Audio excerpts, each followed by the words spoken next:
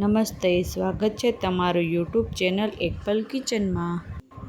આજે મેં એક કડાઈમાં 2 ચમચી જેટલું તેલ ગરમ થવા મૂકી દીધું અને પછી તેમાં 1 ચમચી જેટલું જીરું ઉમેરી લીધું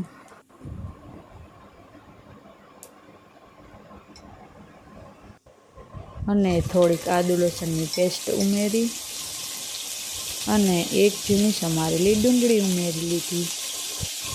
પછી તેને મિક્સ કરી સાતળી લેશું।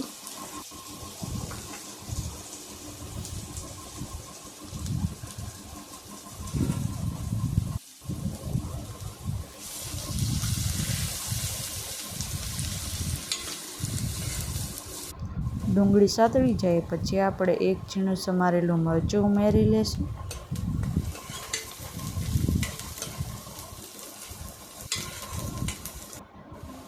અને પછી મસાલા ઉમેરી લેશું।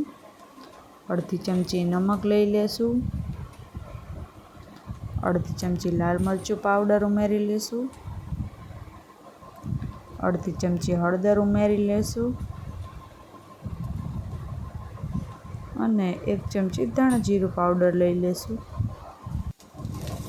અને પછી બધા મસાલાને મિક્સ કરી લેશું।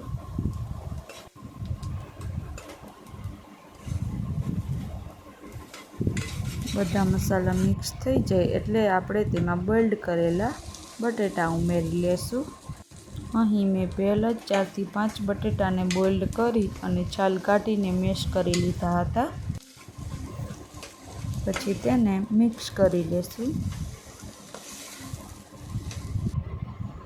પછી આપણે ઝીણી સમારેલી કોથમીર ઉમેરી લેશું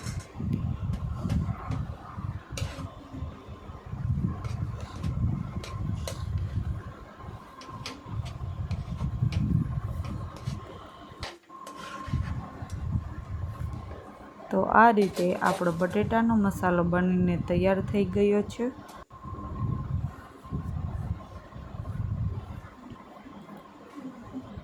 હવે આપણે એક બ્રેડ લેશું અને તેના ઉપર રેડ ચીલી સોસ લગાવીશું।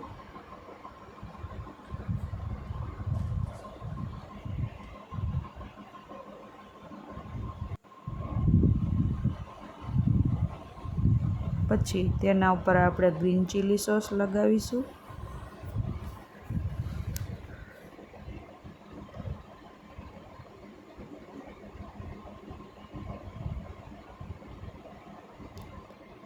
અને પછી આપણે તૈયાર કરેલો મસાલો લગાવીશું।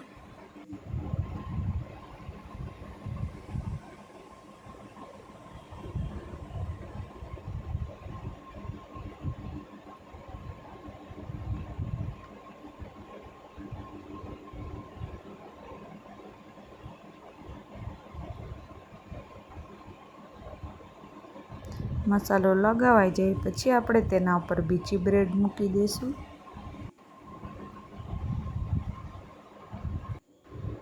અને પછી આપણે હેન્ડ ટોસ્ટરને પહેલાં થોડું ગરમ કરી લેશું અને પછી અંદરની બાજુએ તેલ લગાવીને આપણે તૈયાર કરેલું સેન્ડવિચ તેમાં મૂકી દઈશું અને પછી તેને પેક કરી ધીમી આંચ ઉપર શેકી લેશું।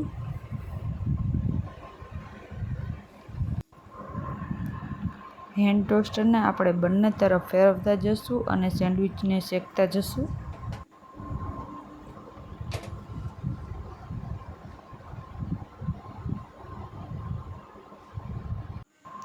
તો આ રીતે એકદમ લારી જેવું જ ક્રિસ્પી અને ટેસ્ટી આલુ મસાલા સેન્ડવિચ બનીને તૈયાર થઈ ગયું છે। જો તમે ક્યારેય ઘરે ન બનાવ્યું હોય તો એકવાર જરૂર ટ્રાય કરજો। જો તમને આ વિડીયો ગમ્યો હોય તો વિડીયોને લાઈક કરી દેજો અને વિડીયોને સબસ્ક્રાઈબ અને શેર કરવાનું ભૂલશો નહીં।